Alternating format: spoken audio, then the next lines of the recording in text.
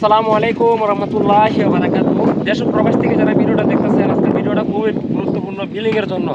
যারা বিমের সেকশনে কাজ করবেন, বিমের সেকশন ও মিস্ত্রি ভাইদেরকে বলতেছি, আপনাদের জন্য ভিডিওটা অনেক গুরুত্বপূর্ণ। অবশ্যই যারা একটু কাজ, যে অনেকে আছেন যে গ্রাম অঞ্চলে যারা বিল্ডিং করেন, ভাই সবাই তো আর সব কাজ বুঝে না, যার কারণে ভিডিওটা অনেকে ভিডিও দেখে শুনে কাজ করতে পারে। কারণ ভিডিও যদি দেখেন তাহলে আপনি একটা জিনিস ইজি হয়ে যেতে পারেন। এটা অহংকার করবেন না, অহংকার হলো প্রধান মূল। কারণ আমি অহংকার নিয়ে কোনো ভিডিওটা বানাইতেছি না, ভিডিওটা বানাইতেছি একটা শিক্ষা নিয়ে একটা ভিডিও। কারণ আমি তো আপনাদেরকে অনেক ভিডিও দিই, অনেক প্রশংসা করেন, অনেক ভালো ভালো কমেন্ট করেন, আসলে মাসাল আমার কাছে অনেক ভালো লাগে, আলহামদুলিল্লাহ।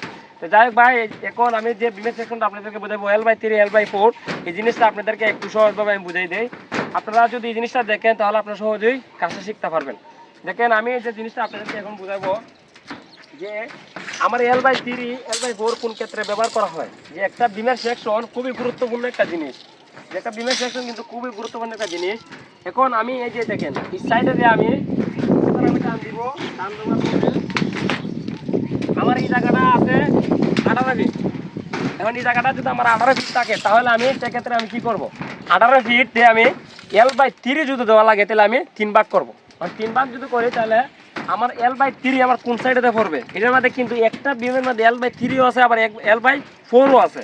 কারণ L/3 আমি কোন দিকে দেবো, যেমন একটা বিল্ডিংয়েও মাইজের জায়গাটা বেশি লোডিং নেয়, মাইজের জায়গাটা বেশি লোড নেয়, যার কারণে মাইজের জায়গার মধ্যে একটু চাপ পড়া বেশি, যার কারণে মাইজের জায়গাটার মধ্যে আপনার যে আমরা L/3 দিব।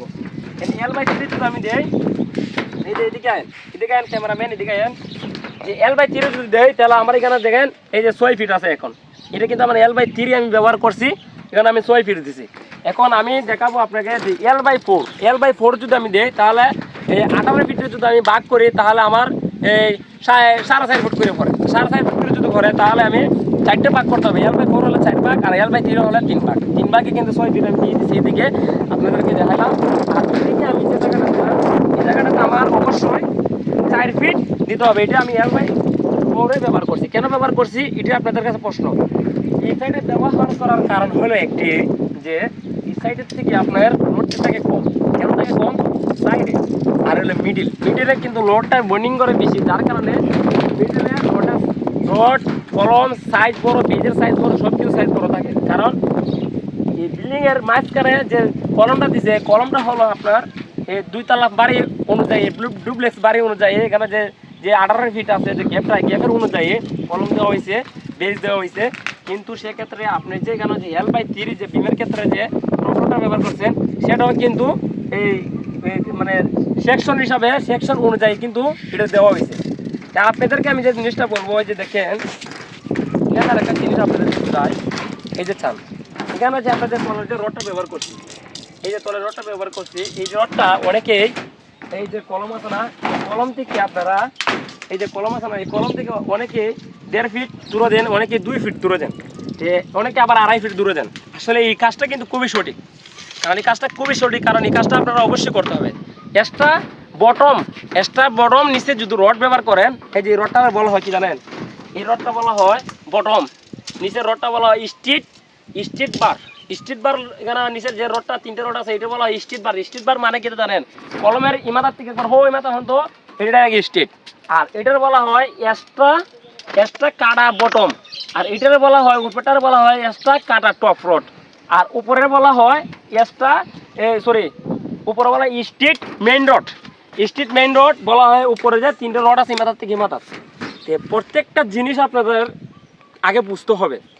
যে কোনো জিনিস আগে বুঝতে হবে। একটা বিল্ডিং করতে লক্ষ টাকা লাগে। আমরা চেষ্টা করি যে একটা বিল্ডিং সঠিকভাবে করার জন্য, কারণ একটা বিল্ডিং যদি আপনি সঠিকভাবে করেন তাহলে আপনার বিল্ডিং সঠিকভাবে করার জন্য অবশ্যই ভালো একজন ইঞ্জিনিয়ার দরকার, ভালো একজন মিস্ত্রি আর কন্ট্রাক্টর ভালো একজন মিস্ত্রির দরকার, অভিজ্ঞতা। তা আপনারা আল্লাহর রহমতে যতটুকু অভিজ্ঞতা আছে, অভিজ্ঞতা হারাইয়া বিল্ডিংয়ের যে কন্ট্রাকশনের কাজের প্রতি আল্লাহ তাআলা যতটুকু অভিজ্ঞতা আমাদেরকে দান করেছেন, যতটুকু জ্ঞান আল্লাহ দান করেছেন, কারণ আমার কোনো ক্রেডিট নাই, আল্লাহ তাআলা যদি আমাকে না দিত জ্ঞান, আমার কোনো ক্রেডিট নেই। তা আপনাদেরকে আমি এই জিনিসটি আমি আপনাদেরকে বুঝাইতেছি যে আল্লাহ চাইলে সবই পারেন, সবাই আল্লাহর নাম নিয়ে কাজ করবেন। তা আমি আপনাদেরকে বিমের সেকশনটা খুব সহজেই বুঝাই দিলাম। এই যে দেখে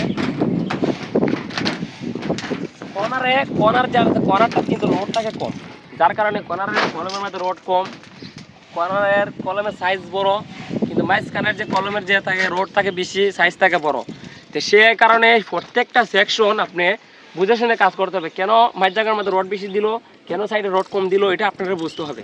কারণ আমি আপনাদেরকে একটা কথা বলি সবসময় যে ইঞ্জিনিয়ার দিয়ে আপনারা যদি প্ল্যান করাই নেন, তাহলে আপনারা বিল্ডিং একটা লাখা বিল্ডিং করেন, 10,000 টাকা পারলে একটা প্ল্যান করে নেবেন, 15,000 টাকা পারলে একটা প্ল্যান করে নেবেন, তাহলে আপনার বিল্ডিংয়ের জন্য খুবই সুরক্ষা।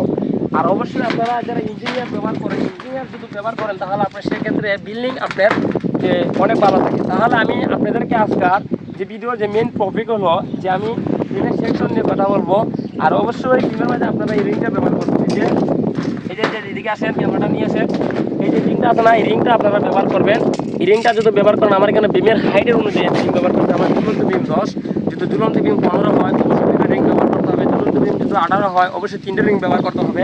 সেই অনুযায়ী আপনারা হিসাব করে কিন্তু রিংটা দিতে হবে। কারণ যে এখানে যে রডগুলো দিচ্ছে, এই যে দেখেন এই জায়গাতে আসেন, আমি দেখাই একটা জিনিস আপনাদেরকে।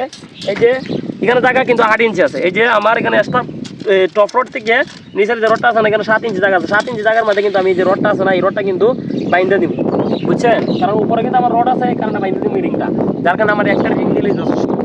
আপনাদেরকে আমি বলি যে আপনারা এইভাবে বুঝে শুনে যদি কাজ করেন, দেখবেন আপনাদের কাজটা কিন্তু সঠিক থাকবে। আর অবশ্যই পলাশদের পেজ থেকে নিয়মিত ভিডিও দেখার জন্য আপনারা পেজটা ফলো করে রাখবেন। আর যদি ইউটিউব চ্যানেল হয় তাহলে ইউটিউব চ্যানেলটা অবশ্যই সাবস্ক্রাইব করে রাখবেন। পরবর্তী ভিডিওর জন্য অপেক্ষা থাকবেন, সবার আগে ভিডিওটা পেয়ে যাবেন। সবাই ভালো থাকবেন। আসসালামু আলাইকুম ওয়া রাহমাতুল্লাহি ওয়া বারাকাতুহু।